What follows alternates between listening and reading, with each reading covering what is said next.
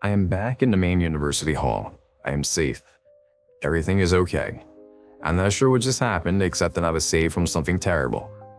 I don't know who saved me and how, but somehow a bunch of pigeons were involved. I swear those pigeons helped me to safety. I draw in some deep breaths to calm myself. I haven't run so hard since I was in the 500-meter dash in high school.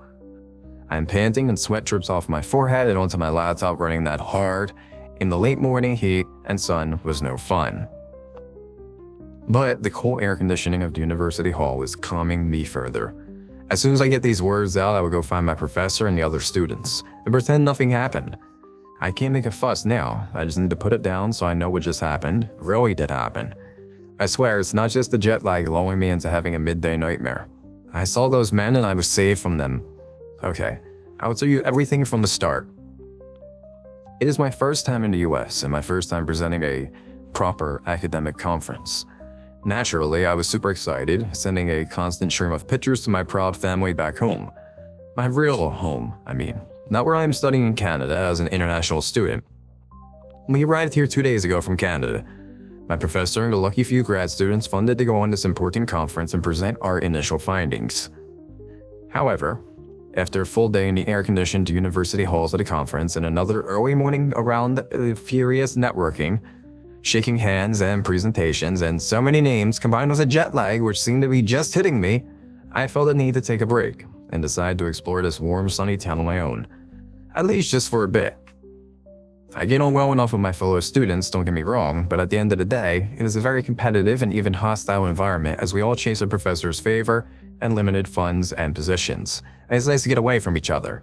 It must have been around 10 a.m. that I left my companions on campus, and I started walking along the unfamiliar streets, taking in the varied and delightful sights and sounds.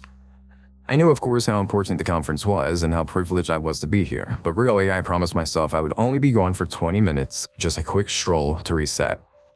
About 5 minutes of walking, I became aware I was in a very different neighborhood than the elegant tree-lined campus I had just left. I went in a corner shop and bought a traditional style of local pastry, wanting to experience something other than the catered plastic conference food. In the shop, something about the way I was looked at, the downward avoidant sweep of the cashier's eyes, and the turn of the back of the other customers made me feel quite conscious of my accent and skin color, although it wasn't anything I hadn't already experienced in Canada. Nothing I could put my finger on. I paid politely, went out, and sat on the street side bench to enjoy my snack before finding my way back to the campus and rejoining my group. I leaned back on the bench, stretched out my legs, and let the sun warm my face. It reminded me of my home country. In fact, although I had been here for only one full day, most of that was at the conference in the hotel, I felt more comfortable in this sun-soaked US town than I ever had in the chilly Canadian city where I now went to grad school. There was a grassy patch before the bench, and a group of pigeons were pecking and bickering about. The scene calmed me, and forgetting about the weird vibes in the shop, I broke off some pastry, crumbled it, and scattered it before them. The pigeons pecked at crumbs hungrily and then looked at me, expecting more. I took out my phone and tried to figure out where I was in my route back to campus.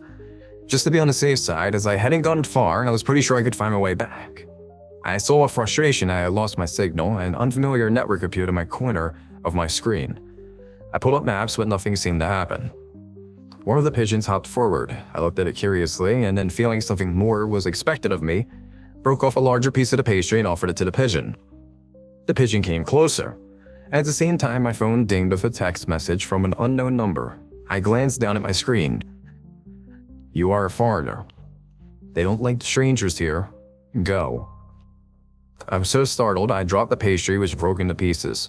The pigeons all rushed forward, and soon there was a small feathery gray sea of pigeons at my feet, surrounding the bench. Ding. Leave. Now. I looked up and the street was suddenly very quiet and empty. The corner shop was closed. I looked one way and then the other. I saw two bulky man-like beasts walking upright down the street, coming straight towards me. I screwed up my eyes trying to figure out what they were. Their heads looked odd, much too big for their bodies and not like human heads. As they stepped closer, I realized they were wearing masks. A reindeer and a pig. The reindeer's antlers reached up, pointing high towards the sky, and the sun shone on their animal faces. Hanging off the shoulder of the pig man was a length of coiled rope. My phone dinged again, but I didn't look at it. I got up and started running in the opposite direction. I knew the men broke into a run too.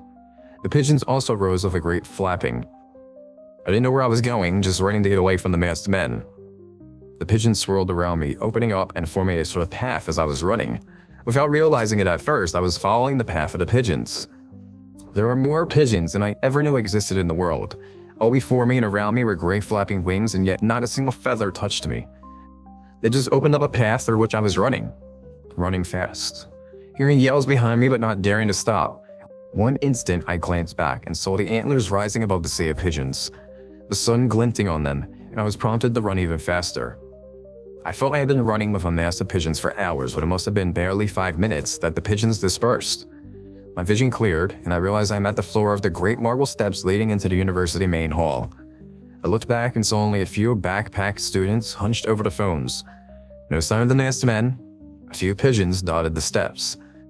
Slowly, panting and doubled over, I go up the steps and enter the hall.